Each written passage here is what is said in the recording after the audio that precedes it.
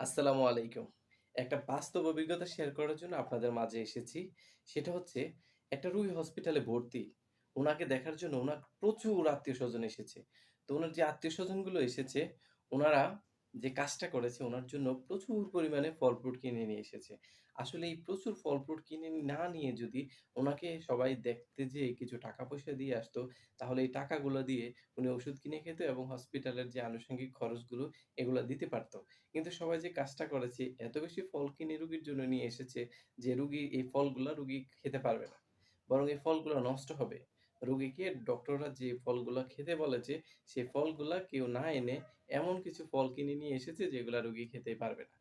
তো এজন্য সবাইকে রিকোয়েস্ট করব আপনারা রোগী দেখতে যান। ধরেন আপনার আত্মীয়স্বজনের মাঝে যদি কেউ অসুস্থ হয়, হসপিটালে ভর্তি থাকে, তখন তাকে যদি আপনি দেখতে যান, তখন গিয়ে কিছু টাকা দিয়ে আসুন। এই টাকা দিয়ে সে ওষুধ কিনে খাবে। সে হসপিটালে